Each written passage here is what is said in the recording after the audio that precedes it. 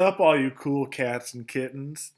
Happy Monday. We're going to be looking at this section one more day just because I want to make sure that we all have a good grip on it. I know we spent a few days on it last week, but that's okay. We got to get this under control because it's going to help us out with that quadratic formula that we're building to. So let's look at. I'm going to just do 4 examples of some completing the square problems, and then I'll give you just a few problems to work on from that homework page. Okay, so our first example, we're just going to do this on normal paper, is going to be x squared minus 2x minus 1 equals 0. So remember, when you're completing the square, you want your x squared and your x term on one side of the equation, the normal number on the other side of the equation. So we would add 1, and it would be a positive 1 over there. Don't forget to leave that gap. So the process of completing the square is we half that middle term and we square it. So half of 2 is 1, and then we square that. So 1 squared is 1. So we would add 1 to both sides of the equation. That would keep it in check. On the left side of the equation, that's a very easy perfect square trinomial to factor. The square root of x squared is x. That sign is minus. Square root of 1 is 1. Quantity squared. Over there, just do the math. You get 2. We did this on purpose so that we could get rid of that square by square rooting both sides. Those are opposites. They cancel each other out, leaving us with x minus 1 equals, don't forget, plus or minus. The square root of 2 does not simplify. Bring that negative 1 over, and you'd have 1 plus or minus the square root of 2 for your 2 solutions. So what that means is this original trinomial was not factorable. There are no factors of 1 that subtract to negative 2. So that is why we have to do a different method.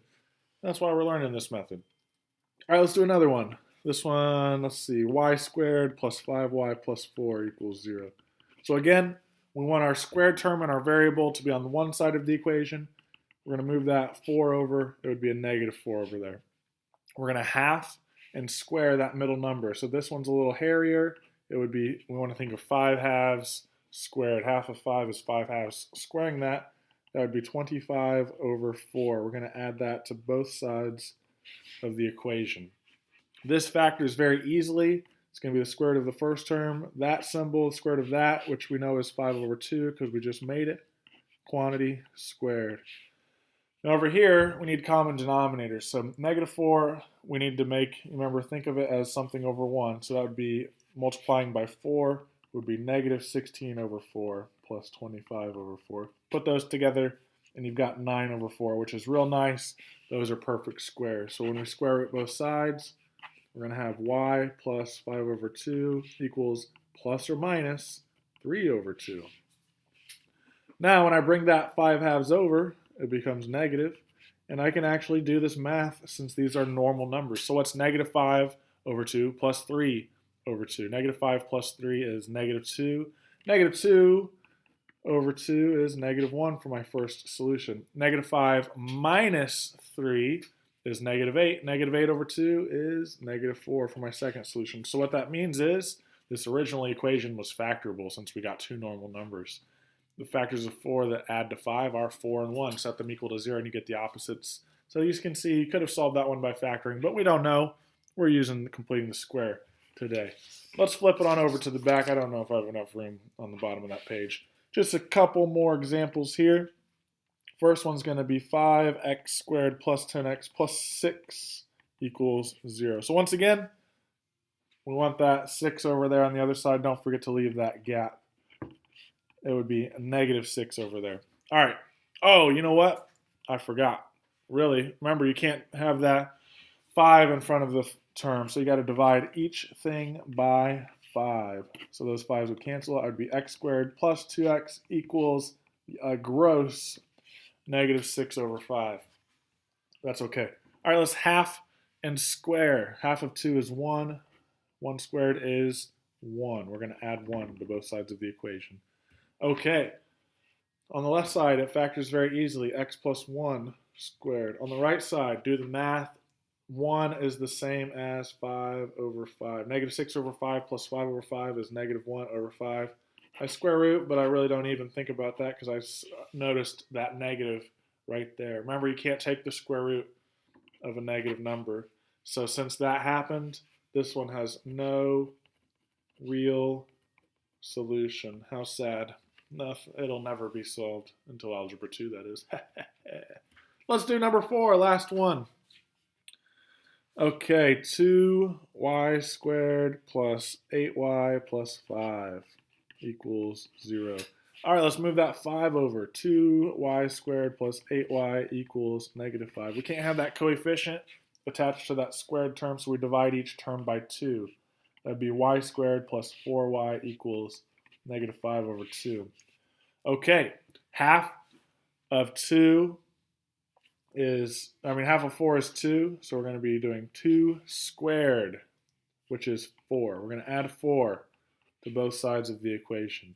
This factors very easily, square root of the first term, that symbol, square root of second term, or third term, quantity squared. All right, we got to make common denominators. 4 with a denominator of 2 would be 8 over 2. Negative 5 plus 8 is 3 over 2. Okay, square root both sides.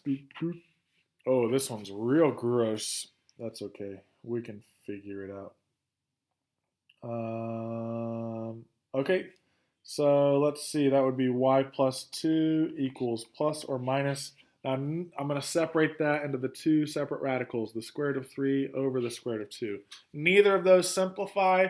We can also not have a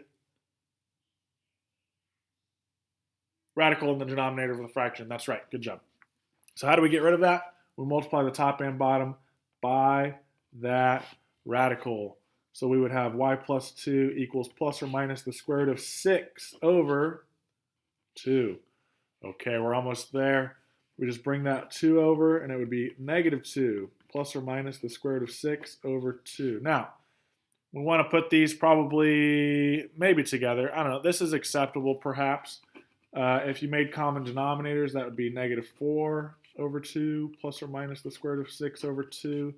And then if you put that together with the common denominators, which is, by the way, the best answer, a final answer, negative 4 plus or minus the square root of 6 all over 2. This is best. This is acceptable. This one, of course, not acceptable. It's definitely simplifiable. Okay, this one is what we're shooting for, though, because that's what the quadratic formula would spit out. Let me know if you need any extra assistance on any of these. On that page, by the way, in case you didn't read it, you're going to be doing 12 through 40, the multiples of 4. So that's going to be 12, 16, 20, 24, 28, and so on. Good luck to you. Reach out. Reach out. Reach out if you need any help. All right. See you later.